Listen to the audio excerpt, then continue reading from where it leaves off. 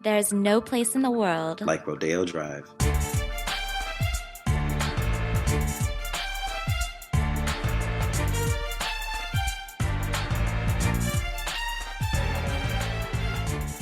I'm Pari Ehsan, your host. And I'm your field correspondent, Jason E.C. Wright. Welcome to Rodeo Drive, the podcast. On today's show, Brunello Cucinelli is known as the king of cashmere, but he wants to do right by the people. Beauty is not only in how you dress, but how you behave, making sure that the community benefit from the presence of all of us. That's Carolina Cucinelli, daughter of Brunello. I'll be talking to her as part of a look into the latest at the house of Brunello Cucinelli, which Jason and I both love. Definitely.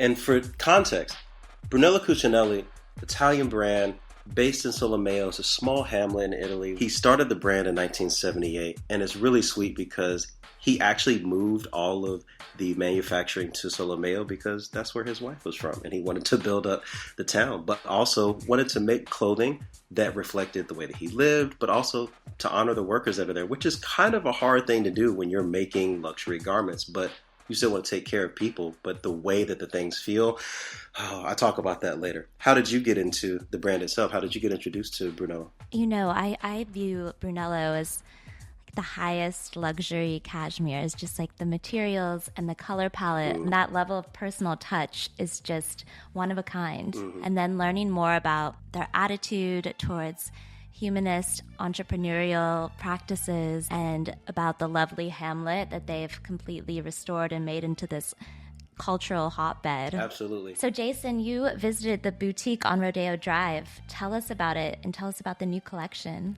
For the moment I walked through the door, definitely sent into a moment of reverie and wonder.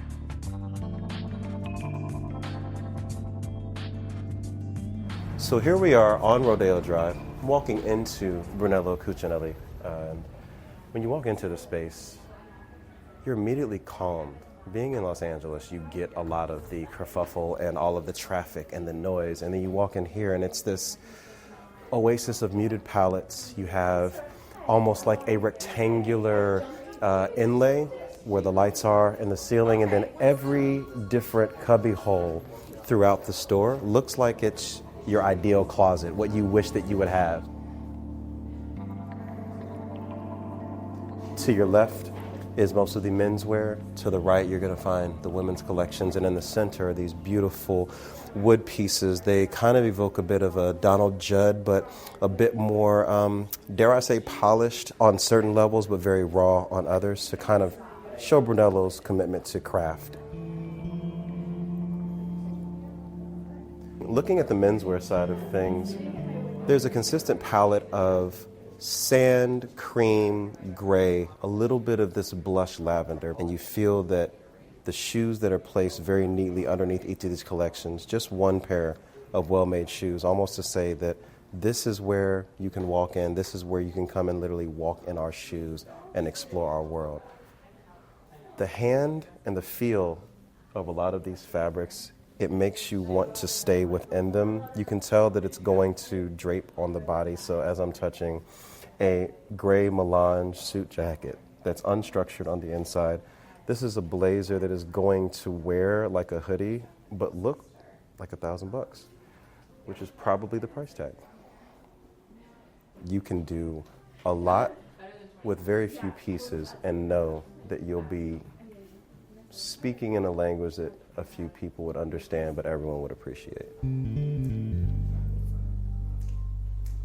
On the women's side, you have what is considered the opera collection, opera meaning masterpiece. You have a shawl cardigan with no buttons, just meant to hang, with these feathered accents at intermittent places on it, so it almost looks like you are floating within this. And inside of it, there are woven these very small, almost like sequins that reflect the light in such a way that you don't notice them immediately, and then it looks like a million cameras have flashed. The thing that makes Brunello stand out, of course, is the commitment to craft. This is not fast fashion. Actually, it's more along the lines of a slow fashion. So there's only so much that can be produced by hand within human hours, within a certain set of time. which means that if you see a piece specifically in the opera collection, there are hundreds of hours that goes into each of these pieces. What you see today may not be here tomorrow or next week. There are other pieces you can get, but once this is sold out for the season, that's it. This is human scale capitalism from a conscious standpoint of making sure that we made the most that we could at the quality level so that it wouldn't be diminished. And this is what you have. Get it while it's here, while it moves you. There are swatches of fabric and pocket squares made of cotton and raw silks that are here in the center, but all of this lays a foundation for Brunello Cucinelli's collaboration with Oliver Peoples. This is an ongoing collaboration that the two companies have entered into. So you have a selection in this collaboration from Wayfarer-inspired sunglasses to Mad Men era-inspired optical lenses that have clip-on sunglasses. So you'll be able to get the utility of that while still maintaining a very slim profile. It looks like something that they'll be rolling out for years to come. But then you look beyond this, there is a space for you to sit. There are comfortable chairs. There is a shawl here that is no doubt manufactured somewhere within the hamlet. And there are books that have been selected here by Brunello himself. You have everything from Mark Twain to Daniel Defoe.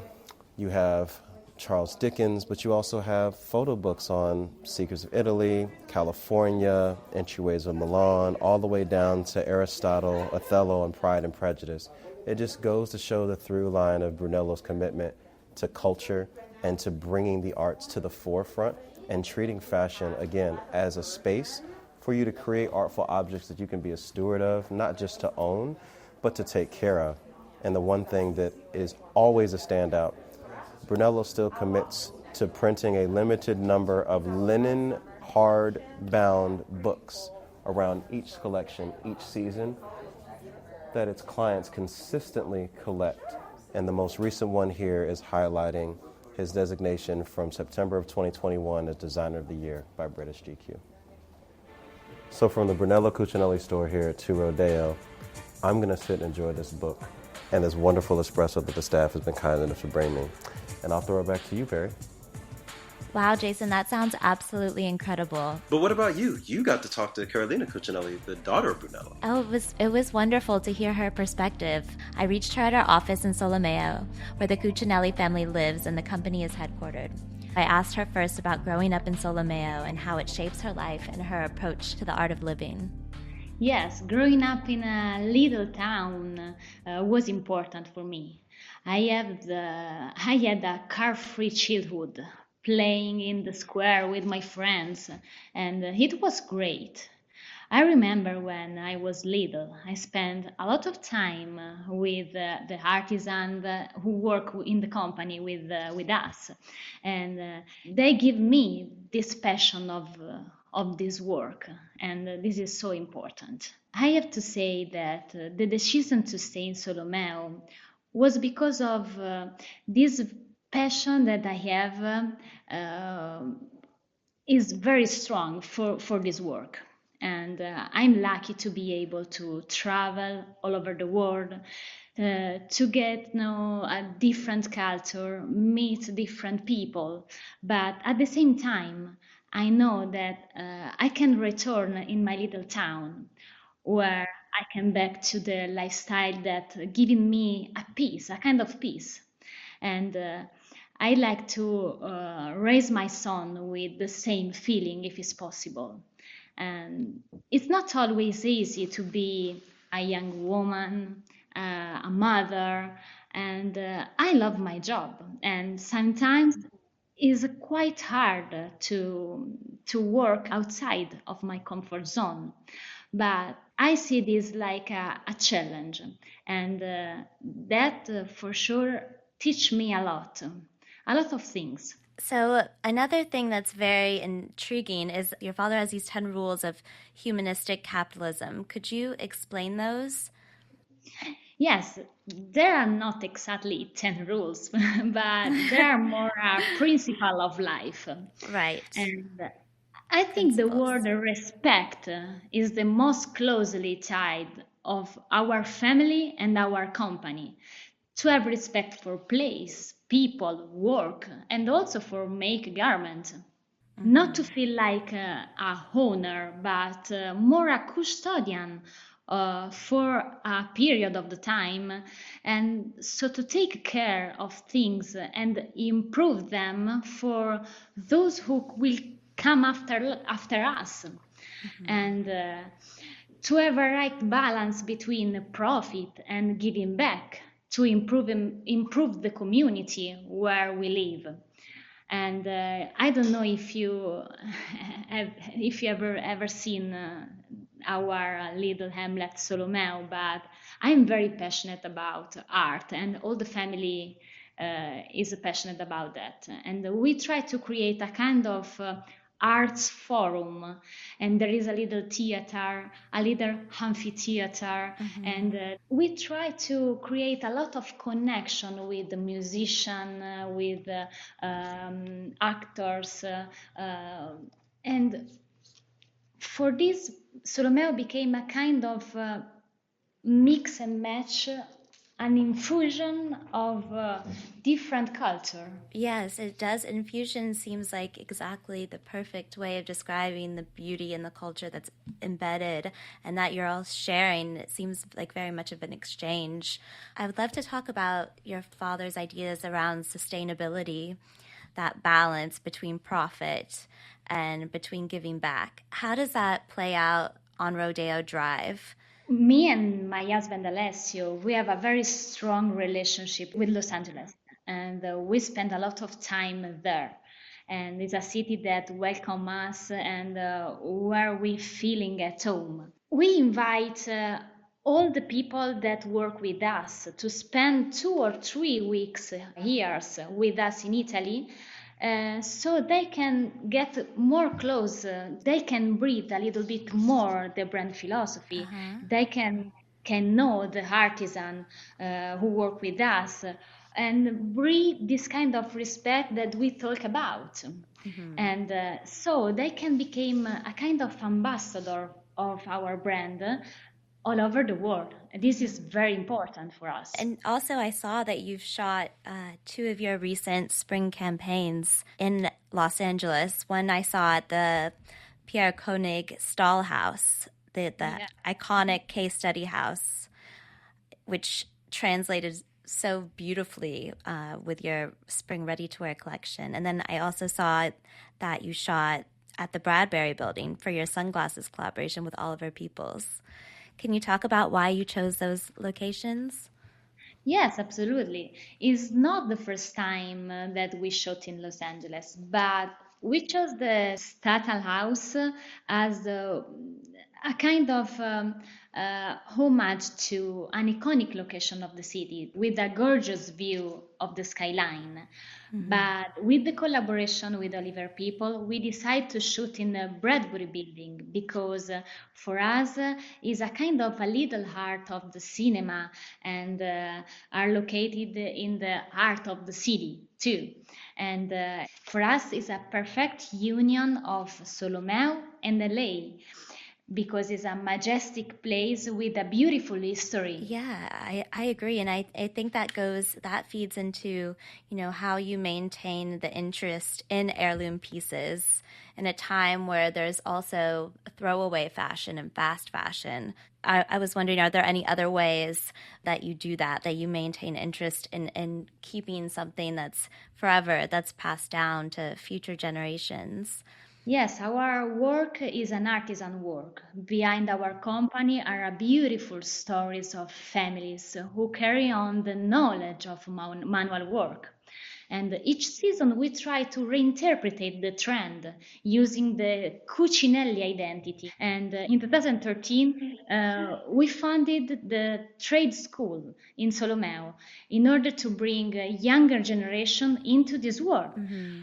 Our artisans becomes the teacher, and the young men and young women from all over the world can come and learn the craftsmanship. And this is our fundamental for our company. And the young people are paid as if they working, and they comes out of the program with a diploma as a tailor, for an Oh, example. wow. They can use this diploma where they want. So we don't lose this kind of knowledge. And we try to create a collection with an idea of items durable with high quality of fiber like cashmere. So we try to use a lot of careful to create a garment with a long lasting appeal. And it's very important that I think the younger generation want to buy less but buy better. This is very sustainability, and it's important to tell the story of our items for that.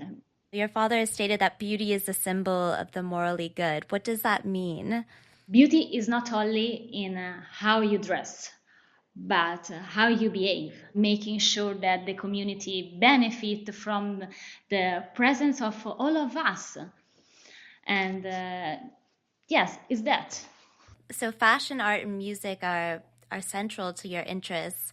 How do they come together as part of your total vision for Brunello Cucinelli? We like the idea to using our channel to tell authentic story of young people, because it's important to tell to the young generation that doesn't exist the perfect life. And it's important to let the young generation they should never abandon their dreams. They should fight for them. This is important. So what's new and on the horizon for Brunello Cucinelli? Absolutely feels most urgent for me right now is to return to a world of peace and respect for all. Because if we have peace and respect, for sure we can make a beautiful project together. Well, thank you so much, Carolina. Thank you to you. Thank you so much. It's a big honor for me to be here with you. Thank you so much, and hope to see you in Los Angeles next time. Yes, definitely. Looking forward to that. That was Carolina Cucinelli. I'm Pari Ehsan. And I'm Jason E.C. Wright. On the next episode, we'll look at how the boutiques on Rodeo Drive continue to evolve. They become destinations for new art projects and much, much more. And I'll speak with the perfect person for this, Antoine Sargent, the writer, editor, and curator who is always in the vanguard of fashion and art. Rodeo Drive, the podcast, is presented by the Rodeo Drive Committee with the support of the City of Beverly Hills. To Rodeo Drive, the Heyman family, Beverly Wilshire, Four Seasons Hotel, the Beverly Hills Conference and Visitors Bureau, and MCM. Rodeo Drive, the podcast, is written by Francis Anderton, with editing and videography by Hans Fjolstad. Brian Banks composed the theme music. Grace Fu is the production assistant. The executive producer is Lynn Winter. Please rate, review, and subscribe wherever you get your podcasts. Join us on Instagram at Rodeo Drive. See you on the street.